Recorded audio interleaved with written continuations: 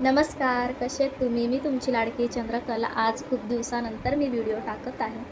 तर आज आपण बनवणार आहोत टोमॅटोची चटणी, जी आपण इडली आणि डोशासोबत खाऊ शकतो. तर चला बघूया.